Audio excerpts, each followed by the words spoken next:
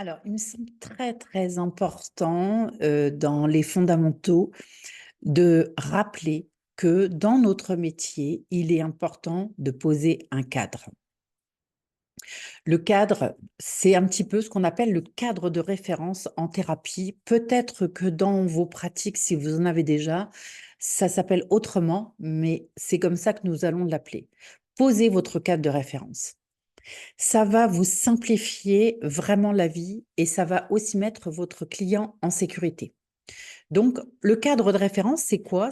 C'est en fait l'ensemble de vos valeurs, des principes et des méthodes que vous allez utiliser par rapport à l'accompagnement d'une personne. Ça va vous aider aussi à structurer la relation, ça va vous aider aussi à structurer votre, les séances avec votre client. Et ça va aussi permettre qu'il n'y ait pas des attentes dans le vide, de part et d'autre d'ailleurs. Parce qu'une fois que le cadre de référence est posé, eh bien, au moins les choses sont claires. En fait, ça pourrait, correspondre à un petit peu à un contrat moral avec votre client.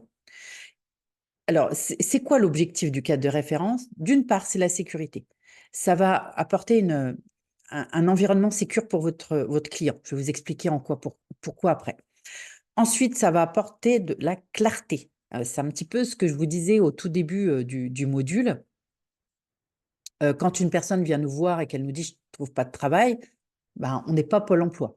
Donc on va mettre en place de la clarté dans ce qu'on est en capacité d'apporter à la personne ou pas. Puisque des solutions à un problème, elles sont multiples, hein. Il y a pas que les thérapeutes ou les psychopraticiens ou les psychologues. Parfois, il y a des solutions qui sont autres. Donc bien rappeler à notre client que nous ne sommes pas, nous ne sommes là que dans un cadre de référence. Ça va permettre aussi de la cohérence et ça va vous permettre, d'avoir une approche beaucoup plus professionnelle. Donc pour établir votre cadre de référence, il faut penser à vos valeurs et à vos croyances. Qu'est-ce qui est important pour vous? Par exemple, si, parfois je fais un peu la différence entre les 2. Moi, ma valeur, c'est que et ma croyance, c'est que je ne vais pas régler votre problème en une seule séance. Peut-être que ça arrivera, mais c'est peu probable puisqu'en général, il en faut quelques-unes. Dans les thérapies dans lesquelles je fonctionne, il en faut plusieurs. Encore une fois, ça ne veut pas dire que ça ne va pas se régler en une seule séance, mais auquel cas, ma valeur et ma croyance, c'est que la thérapie va se passer au minimum sur 5 séances. Ça, c'est important de le dire, de le dire et de le déclarer, à notre client. On ne lui demande pas son avis, en fait, hein. Là, quand on pose le cadre, on lui dit: «Voilà, je travaille comme ça et je ne vais pas tout faire, en une seule séance puisque je n'ai pas la sensation d'être magicienne». Ensuite, on va, utiliser les théories et techniques, que on utilise. C'est-à-dire que moi, quand je présente mon cadre de référence, je leur dis que j'ai plusieurs outils. Je travaille en thérapie brève, je travaille en hypnose, en EMDR. Vous pouvez nommer vos soins énergétiques. En fait, vous allez nommer les outils que vous pouvez utiliser. Alors, quand je dis les outils, c'est les grands domaines d'outils. On va pas lister tous les outils, parce que là, c'est plus 5 séances qu'il faudrait, ça serait plutôt 20. Et puis, les méthodes thérapeutiques que l'on utilise, bah, par exemple, c'est voilà, bah, l'hypnose, par exemple, ça peut être une méthode thérapeutique. Et puis, bien sûr, dans la définition de mes approches, il faut qu'elles soient cohérentes par rapport à qui je suis. Si c'est pas cohérent, ben, forcément, ça va se ressentir et le client va le ressentir. Si le client pense venir voir un magnétiseur et qu'il vient voir, un thérapeute, en thérapie brève, il est possible qu'il soit un petit peu déçu. Donc on explique un petit peu comment on fonctionne en quelques phrases, qui on est, comment on fonctionne. Ensuite, on va établir les règles. Par exemple, moi, comme je vous l'ai dit, je sais que je vais, accompagner la personne sur plusieurs rendez-vous. Donc à chaque fois, nous allons refixer un rendez-vous. Je lui donne un petit peu, mes références, c'est-à-dire que les rendez-vous se trouvent à peu près entre 15 jours et 3 semaines. Qu'en début de parcours, un rendez-vous par mois n'est vraiment pas cohérent. Maintenant, si elle ne peut pas faire autrement, c'est OK.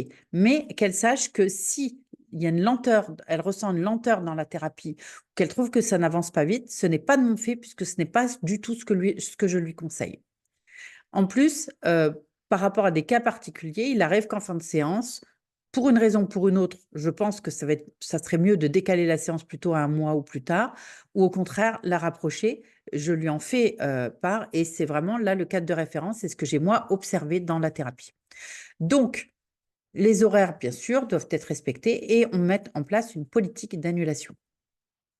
La politique d'annulation, c'est la mienne. Beaucoup font comme ça. Maintenant, vous utiliserez la vôtre. Un rendez-vous qui n'est pas annulé dans les 48 heures précédemment le rendez-vous est dû.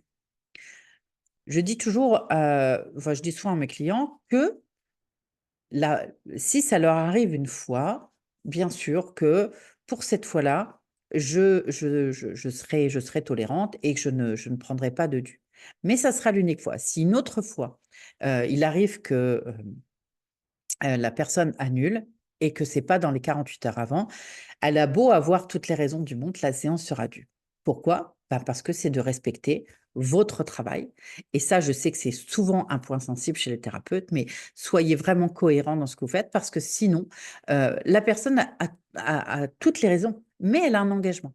Et cet engagement, elle doit le vivre. Si la personne ne souhaite pas payer, eh bien, la thérapie s'arrête, tout simplement. Ça peut vous sembler dur, je sais comme ça, c'est pas toujours très, très habituel, mais sachez que ce sont des principes de thérapie qui sont importants parce que vous montrez l'exemple. Il y a plein de raisons pour un client annule son rendez-vous. C'est ce qu'on appelle parfois aussi des passages à l'acte. Parfois, il oublie de venir, parfois. Mais tout ça, ça vient de parler de ce qui se passe et ce qui se passe dans la relation et notamment dans la thérapie.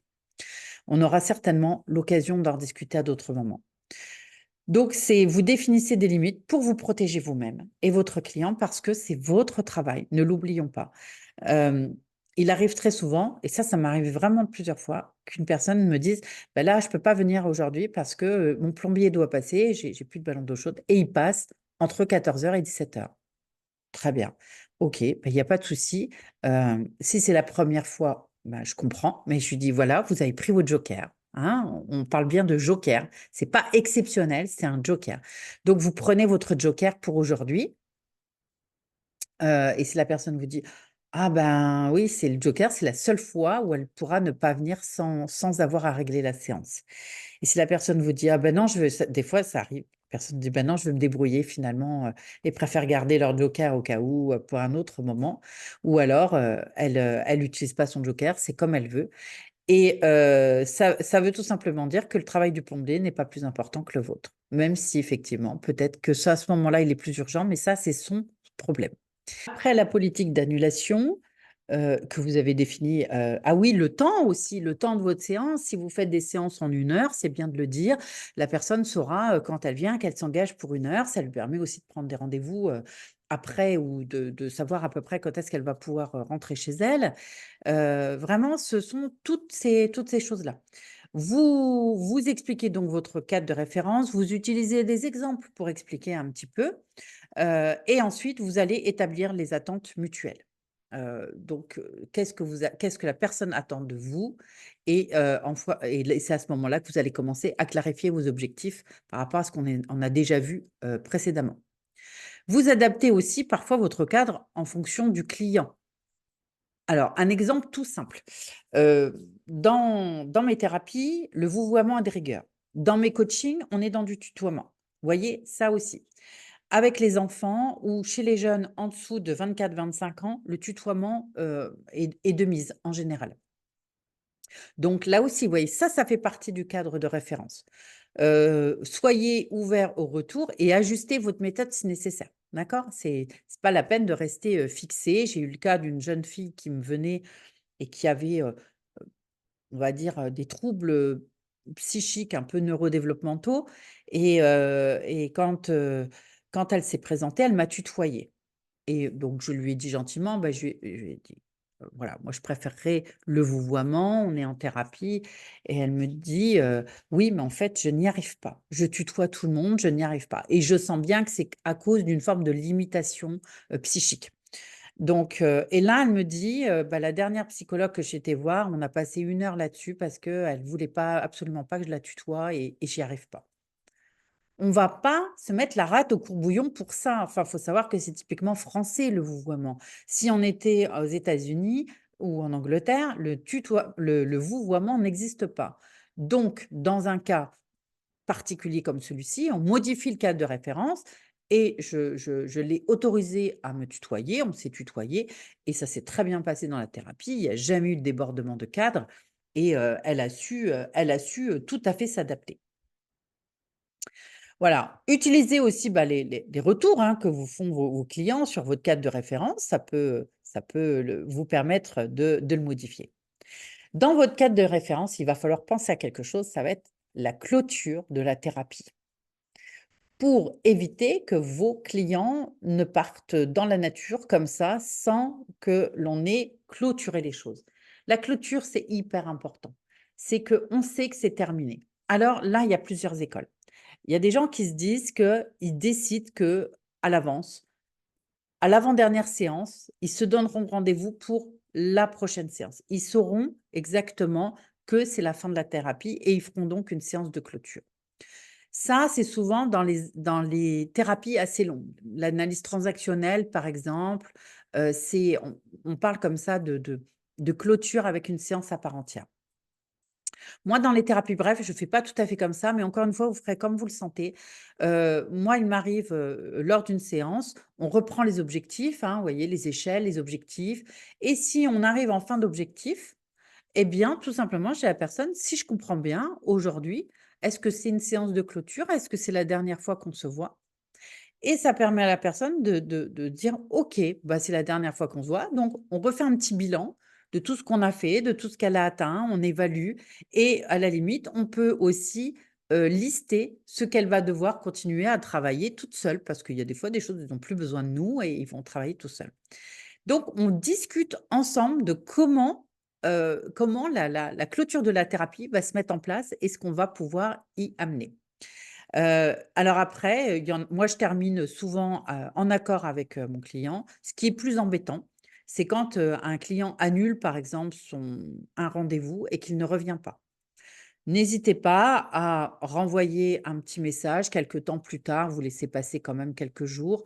Alors si la personne a annulé sans prévenir, Heu, moi, j'envoie toujours, bah, vous deviez vous présenter à telle date, à tel moment, vous ne vous êtes pas présenté. Est-ce que ce serait possible que vous me fassiez un petit retour par rapport à ça? Ne serait-ce que, par respect, par rapport au travail engagé. Voilà, s'il y a pas de réponse, bah, il y a pas de réponse, hein, on laisse tomber. Si, la personne, vous prévient, annule et vous dit: Je repositionnerai un rendez-vous» et que vous voyez que les choses n'hésitez pas à renvoyer un petit mail ou un petit message en disant: «Nous sommes en cours de thérapie, la thérapie n'est pas terminée, nous n'avons pas fait de rendez-vous de clôture. Vous avez tout à fait le droit de mettre fin à la thérapie, auquel cas merci de me le faire savoir, sinon, bah, on prend un rendez-vous pour faire le point ou pour clôturer». Il y a plein de manières de faire, hein. Il faut vraiment que ce soit propre à vous et ça fait vraiment l'occasion de discussions, lors des lives ou des ateliers. Voilà, donc la clôture, on fait le point sur toutes les réalisations, en fait, hein, les victoires de la personne, ce qu'elle a réalisé et en même temps, ce qui lui reste peut-être à réaliser, qui est indépendant de nous, dans lequel nous n'allons pas pouvoir, intervenir ni même, discuter avec le patient. On peut aussi, voir comment la personne va maintenir, son mieux-être. Qu'est-ce qu'elle met en place? Qu'est-ce qu'elle va mettre en place sur la durée? Ou qu'est-ce qu'elle a prévu de continuer à mettre en place pour que ça continue? Voilà et on organise donc une dernière séance de clôture pour répondre à toutes les inquiétudes. Hem, il arrive parfois que des personnes sont OK, elles ont fini leur thérapie, mais pour autant, elles sentent qu'elles ont besoin de soutien. Alors on peut proposer un soutien.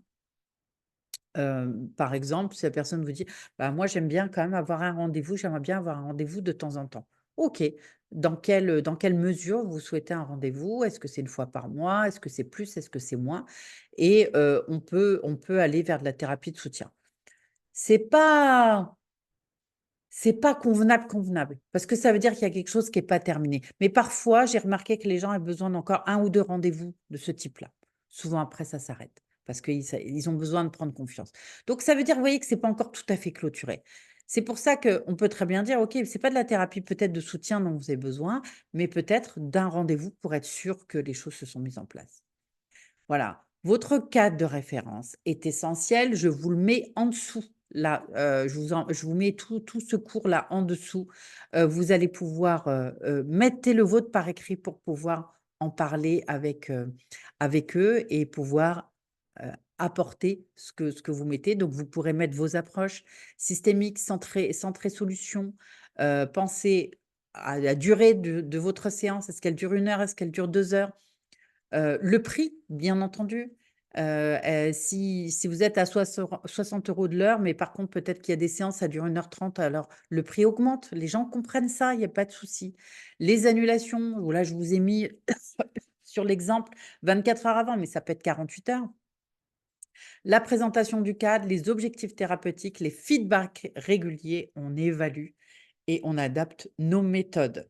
Heu, j'ai eu quelqu'un cette semaine qui est venu me consulter, j'en profite, qui est suivi par rapport à des TOC depuis 2 ans par un thérapeute en thérapie comportementale et cognitive.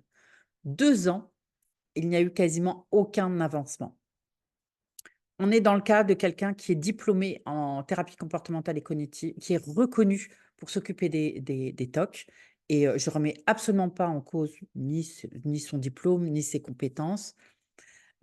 Pour ma part, et ça encore une fois, ça m'appartient, je ne garderai pas une personne 2 ans si elle n'avance pas. À un moment donné, je pense qu'il est temps de réorienter et de permettre à la personne de ne pas continuer à dépenser son argent inutilement s'il n'y a pas de résultat. Nous nous devons d'apporter un minimum. Alors, nous sommes dans des obligations de moyens et là, c'est le cas. Est-ce que tous les moyens sont vraiment, déployés? Et si notre méthode ne convient pas à un patient ou un client, on le réoriente vers d'autres méthodes. Je pense que, il y en a suffisamment aujourd'hui pour ne pas garder une personne pendant autant de temps sans avoir de résultat. Voilà, ça c'est une parenthèse, hein, bien sûr, c'est propre à mes croyances à moi. Ça peut être, complètement différent. Je vous ai mis un petit guide pour pouvoir, préparer votre cadre de référence et n'hésitez pas à nous le faire partager lors des séances, des ateliers ou des lives. Je vous souhaite, une bonne journée.